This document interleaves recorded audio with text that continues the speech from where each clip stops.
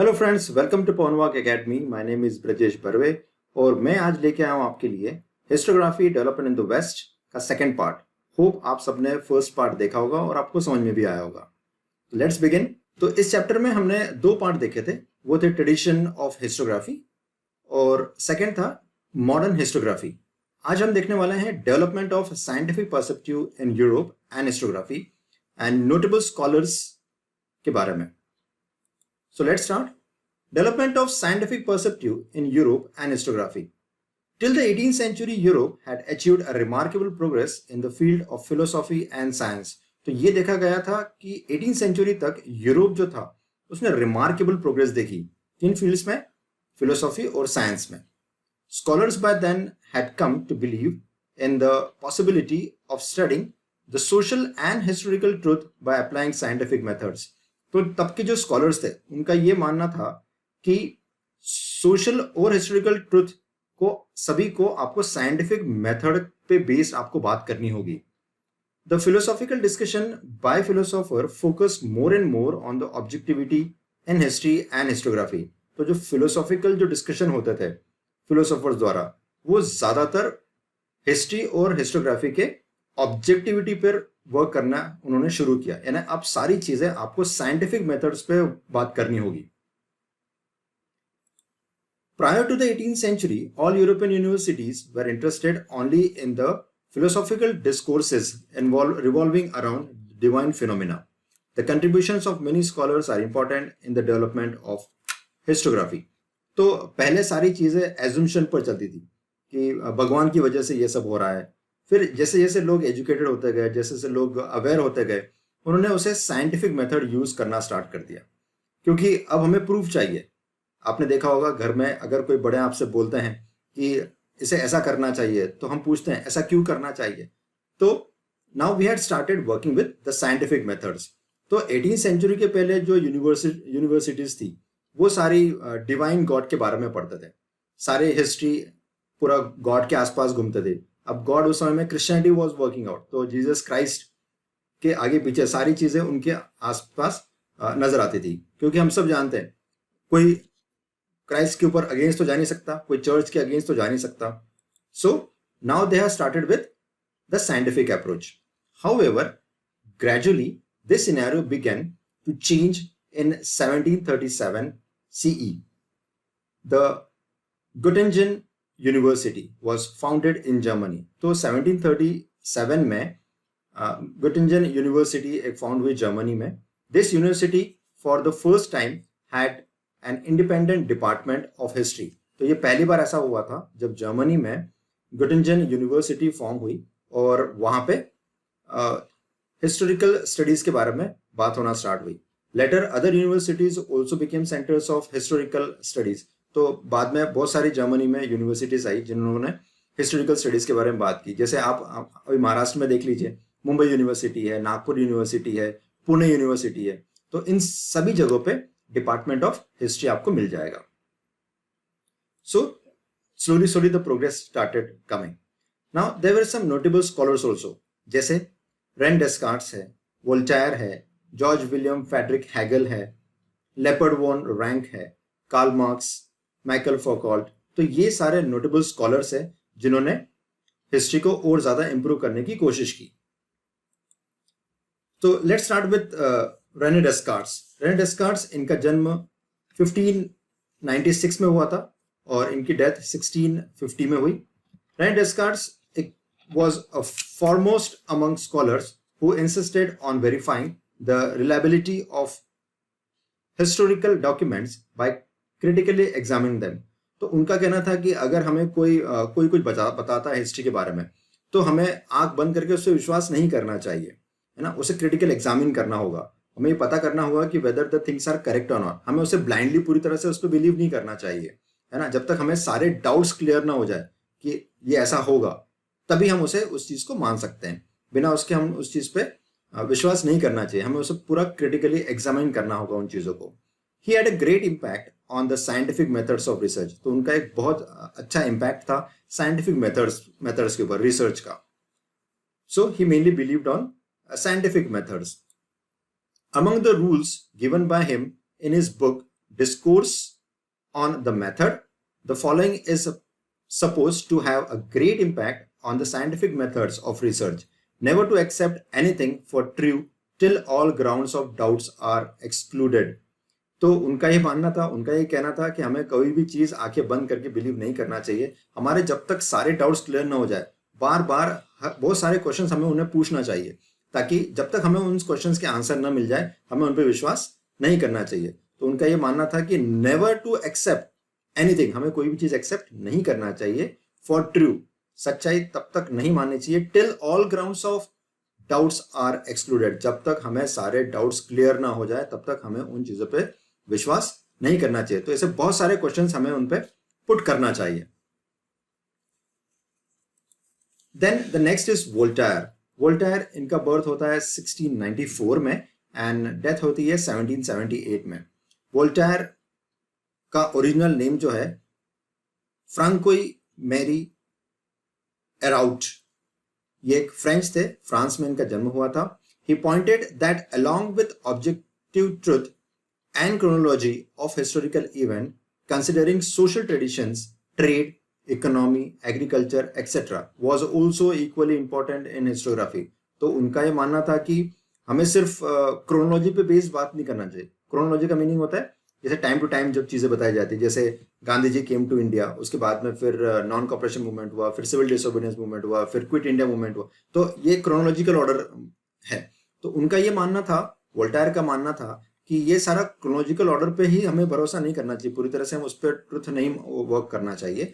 हमें वहां के social tradition, trade, economy, agriculture, इन सभी चीजों को भी इक्वल इंपॉर्टेंस देना चाहिए, तभी हम हिस्ट्री के बारे में प्रॉपरली वर्क कर सकते हैं. तो he mainly focused on social traditions, trade, economy, वहां की एग्रीकल्चर कैसे थी. So we need to talk about all those things also. We should not forget कि हमें सिर्फ क्रोनोलॉजी पे ही वर्क करना है. We should go with all this important aspects also. It give rise to the thought that understanding all aspects of human life is important for history writing. तो उनका ये मानना था कि ह्यूमन बीइंग के हर एक एस्पेक्ट्स के ऊपर आपको वर्क करना होगा, है ना. हमें लोगों की लाइफ यानी सोशल बिहेवियर, उनका कैसा सिस्टम होता होगा, उन सब के बारे में पढ़ना होगा. जैसे एग्जाम्पल के लिए, अभी जैसे मैंने एग्जाम्पल दिया, गांधी जी ने जैसे आंदोलन किया, जैसे नॉन कॉपरेशन किया, सिविल डिसोबीडियंस किया, तो उस समय लोगों की क्या कंडीशंस थी, वहां पे एग्रीकल्चर कैसा होता था, पॉलिटिकल सिचुएशंस कैसी थी. All this things are also very important. तो इन सब चीजों पे हमें वर्क करना बहुत जरूरी है. अगर ये चीजें वर्क नहीं हुई तो हम लोग हिस्ट्री को प्रॉपरली नहीं पढ़ सकते. ये वोल्टायर का कहना था. नेक्स्ट आते हैं जॉर्ज विलियम फ्रेडरिक हैगल. इनका बर्थ होता है 1770 में और डेथ होती है 1831 में. हैगल जो थे वॉज अ जर्मन फिलोसोफर. ये जर्मनी में इनका बर्थ हुआ था. ये एक जर्मन फिलोसोफर थे. He insisted that historical reality should be presented in the logical manner. उनका ये मानना था कि जो हिस्टोरिकल रियलिटी है, जो हम बताते हैं कि ये रियल चीजें हैं, तो वो लॉजिकल मैनर में प्रूव होना चाहिए. अगर वो लॉजिकल मैनर में प्रूव है तो हम उसको रियल हिस्ट्री बोल सकते हैं. To him the timeline of historical event was indicative of progress. तो उनका ये मानना था कि जो हिस्टोरिकल इवेंट्स थे वो क्या है, जो टाइमलाइन जो हिस्टोरिकल इवेंट्स होते हैं वो क्या है, प्रोग्रेस बताते हैं. वो एक इंडिकेटिव है कि हाँ आपका प्रोग्रेस टाइम टू टाइम हो रहा है. He also thought that the presentation of history is bound to change over time as new evidence would come forth. तो उनका ये मानना था कि जो प्रेजेंटेशन है हिस्ट्री का वो टाइम टू टाइम चेंज होती जाएगी. जैसे आज जो हम हिस्ट्री पढ़ रहे हैं, हो सकता है आज से 100 साल बाद या 200 साल बाद ऐसी कोई चीजें मिले जो ये प्रूव करे कि हमने जो हिस्ट्री पढ़ी वो गलत थी. हो सकता है कुछ नया और चेंज आ जाए. जैसे हमने मोहनजोदारो के बारे में पढ़ा, है ना, सबसे लास्ट वाला हमने ये पढ़ा कि मोहनजोदारो जो समय था उसमें सारी चीजें बड़ी डेवलप थी. हो सकता है कुछ समय बाद में हमें और कोई चीज मिले, और कोई ऐसी सभ्यता मिल जाए या ऐसा और कोई सिविलाइजेशन मिल जाए जो ये बताए कि वो उससे भी ज्यादा फुल प्रूफ था. Isn't it? Then historical movements methods were not of lesser quality though they differ from scientific method. तो historical method जो है वो lesser quality के नहीं है, साइंटिफिक मेथड से डिफर जरूर करते हैं, लेकिन इसका मतलब ये नहीं है कि उनकी क्वालिटी कम है या उसे कम माना जाए. The collections of his lectures and articles is published in the book entitled encyclopedia of philosophical science, तो उनकी एक बुक पब्लिश हुई है, इसका नाम है एनसाइक्लोपीडिया ऑफ फिलोसॉफिकल साइंस, और उनकी बुक जो है reasons in history is well known, और रीजंस इन हिस्ट्री एक वेल नोन बुक उनकी पब्लिश हुई है. According to Hegel, grasping the meaning of an event happens in terms of two direct opposites. तो उनका ये मानना था जैसे एक कॉइन के दो पहलू होते हैं, ऐसा कहा जाता है ना. तो एक पॉजिटिव होगा, एक नेगेटिव होगा, एंड एक ट्रू होगा, एक फॉल्स भी हो सकता है. तो आपको दोनों एस्पेक्ट्स लेके वर्क करना होगा, ऐसा हेगल का कहना था. Grasping the meaning of any event happens in terms of two direct opposites. Human mind cannot understand the true nature of that event without understanding the opposites, for example, true, false, good, bad. तो जो human mind होता है वो किसी event के बारे में तब तक पूरी तरह से नहीं समझ सकता जब तक आप उसके दोनों पहलुओं के बारे में बात ना करो. अगर आप सिर्फ ट्रू लेके चलेंगे, जैसे आप अगर किसी किंग के बारे में बात करते हैं, अगर आपने उस किंग के सारी पॉजिटिव बुक्स पढ़ी हुई है जिसमें सारी पॉजिटिव चीजें लिखी हुई है, तो आपको लगेगा दैट किंग वॉज ग्रेट. जब तक आप उसके फॉल्स की तरफ भी ध्यान अगर दोगे तो हो सकता है आपको फॉल्स में बहुत सारी बुक्स हो जो आपने नहीं पढ़ी हो, तो आपको ट्रू एंड फॉल्स दोनों एस्पेक्ट्स पे बात करना होगा. तो ह्यूमन माइंड तब तक चीज पे नहीं फोकस कर सकता जब तक वो ट्रू और फॉल्स दोनों पे वर्क नहीं करे या गुड और बैड पे वर्क नहीं करे. In order to understand the true nature of the thing one needs to know both true and false, similarly good और बैड. तो हर एक पर्सन को एक ट्रू नेचर जानने के लिए आपको ट्रू और फॉल्स भी पता होना जरूरी है, आपको गुड और बैड होना पता भी होना बहुत जरूरी है. This method of analysis which is based on opposites is known as dialects. तो ये जो एनालिसिस किया जाता है गुड और बैड के बेसिस पे या ट्रू और फॉल्स के बेसिस पे, उसे क्या कहा जाता है? That is known as dialects. क्या बोलते हैं उसको? This is known as dialects. In this method, a theory is proposed at the beginning, which is called thesis. तो जब हम किसी टॉपिक पे बेस्ड एक रिसर्च करते हैं तो उसे हम क्या बोलते हैं? thesis. Then another theory is proposed, which is contrary to the thesis. और अगर हमें और कोई थ्योरी मिलती है जो इसी थीसिस के अपोज में जाती है तो उसको हम क्या बोलते हैं? Antithesis. That is known as antithesis. After a thorough logical discussion, जब थॉरो लॉजिकल डिस्कशन होता है कि क्या सही है क्या गलत है, क्योंकि पहले हमने सिर्फ थीसिस के बारे में बात की, इजंट इट? सॉरी, अभी हमने सिर्फ थीसिस के बारे में बात की, अब हम एंटीथेसिस के बारे में बात कर रहे हैं, तो कुछ और भी कॉन्ट्ररी मिला हमें, so that is known as antithesis. After a thorough logical discussion of the both, a new thesis is proposed which includes the gist of both the thesis and the antithesis. तो जब logical discussion होता है दोनों के बीच में, किसी किसी बीच में, थेसिस और एंटीथेसिस के बीच में, तो हमें और एक कोई नई चीज मिलती है. This process of arriving at the new thesis is called synthesize. तो उसे क्या बोलते हैं? सिंथेसिस बोला जाता है. So this was been said by Hegel. Now the next comes Leopold von Ranke. अब जो लेपर्ड वोन रैंक है ये 1795 में इनका बर्थ हुआ था एंड 1856 में इनकी डेथ होती है. Historiography of the 19th century was greatly influenced by the thought of leopard von Ranke of German University. इसका मतलब है ये जर्मनी से बिलोंग करते हैं और ये बहुत ज्यादा इन्फ्लुएंस हुए थे 19th century में. He spoke about critical method of historical research. ये हमेशा critical method के बारे में बात करते थे.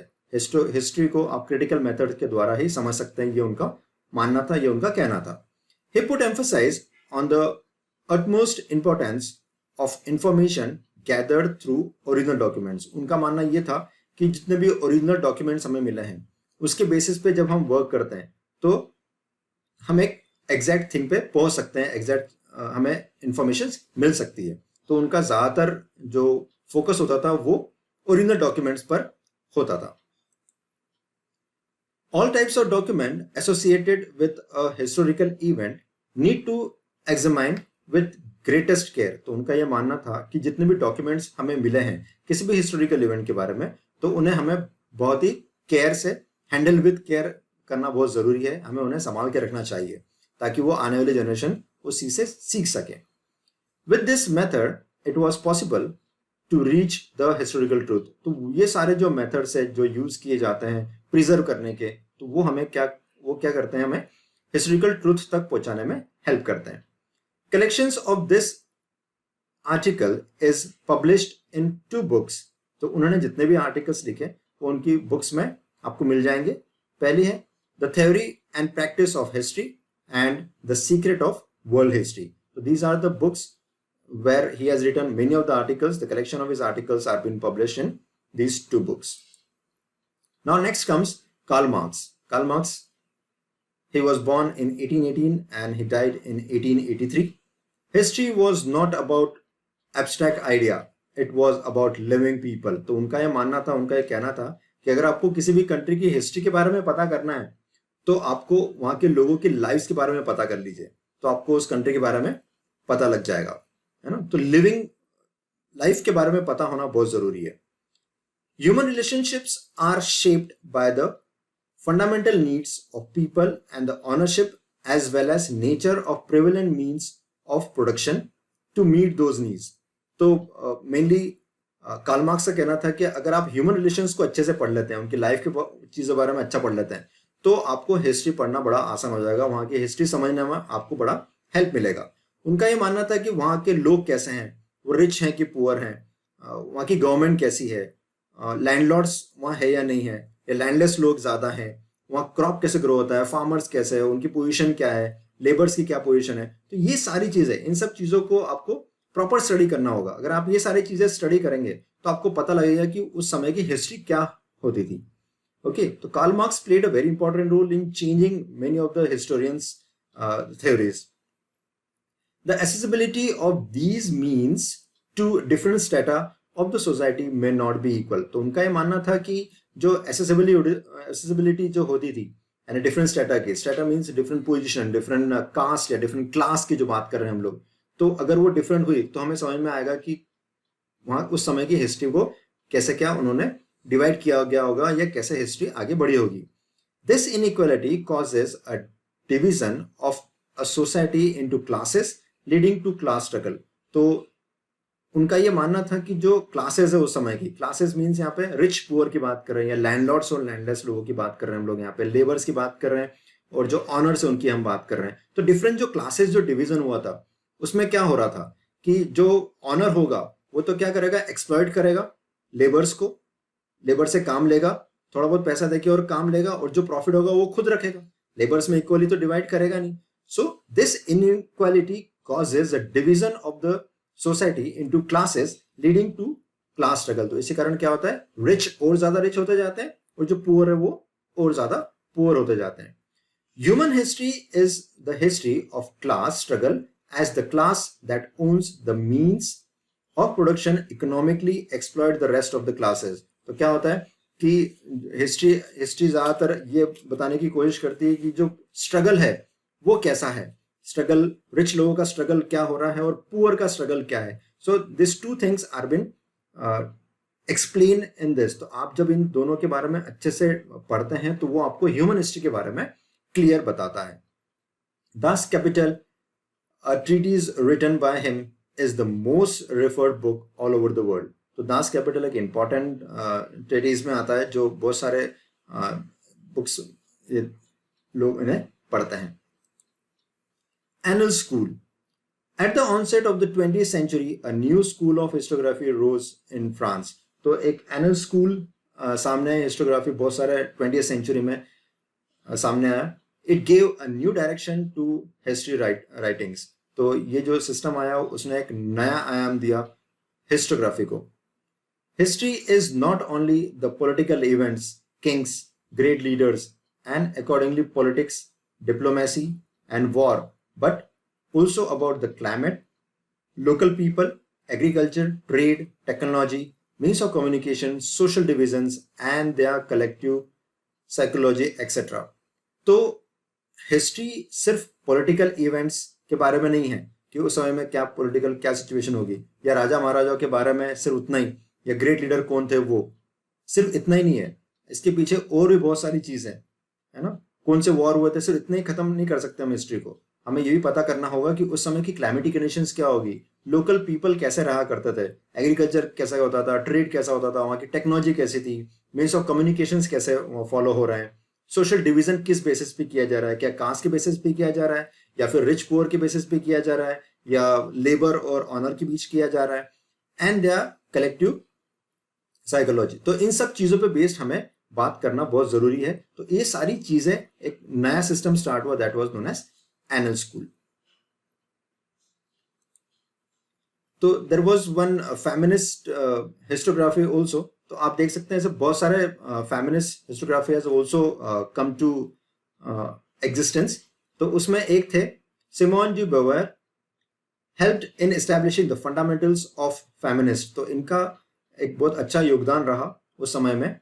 ये भी चाहते थे कि women should be participated in the society. The feminist historiography emphasized not only on the conclusion of women in history, but also on the rethinking of the male-dominated perspective of history.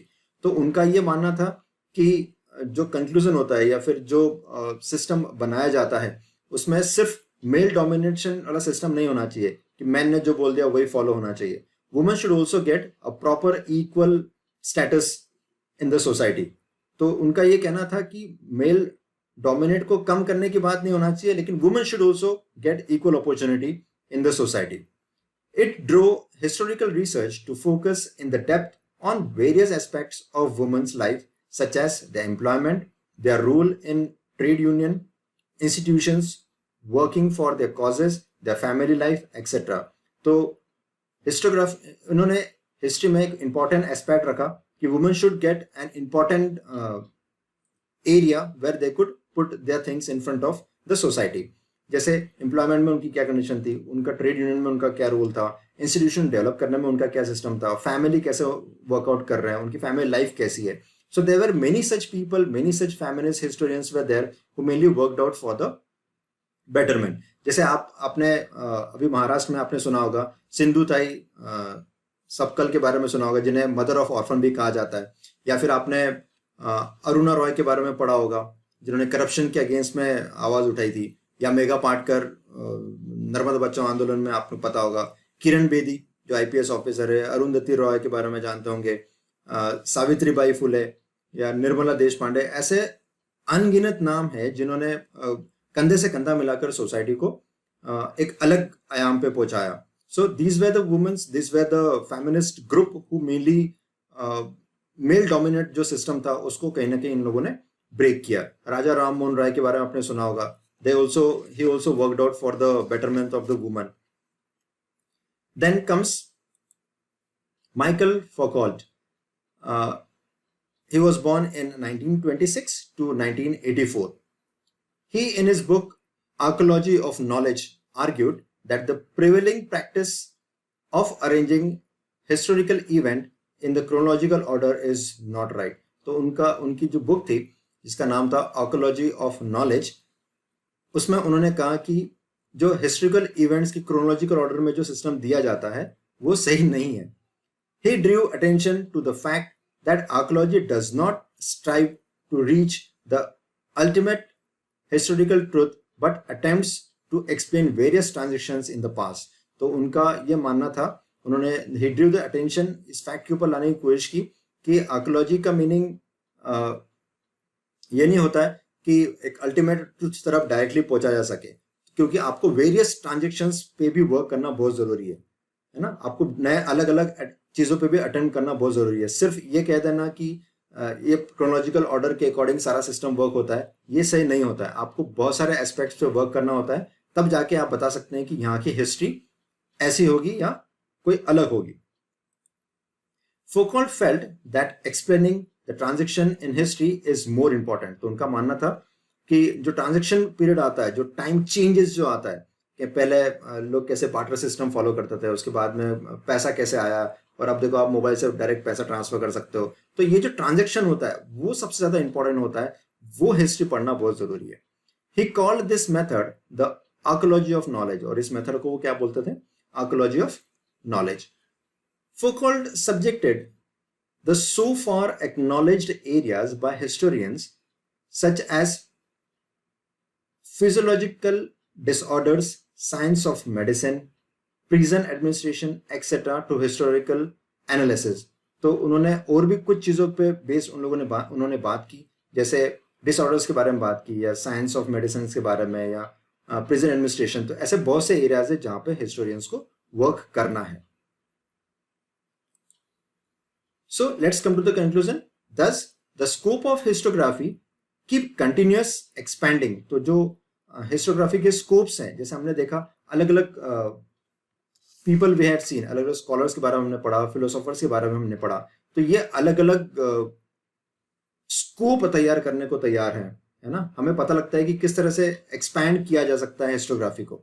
Writings of histories of various subjects like literature है, architecture है, sculptures है, drawing है, painting है, music, dance, drama, films, television etcetera come into practice.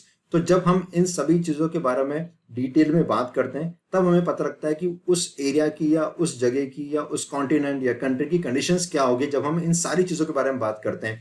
वो literature हो या architecture हो या ड्राइंग और पेंटिंग हो या म्यूजिक हो या फोक सॉन्ग्स हो या such all this type of thing. तो इन सब चीज़ों के लिए हिस्टोग्राफी को अगर हमें समझना है तो हमें ये समझना होगा कि हर एक एस्पेक्ट जो है वो बहुत ज़्यादा इंपॉर्टेंट है.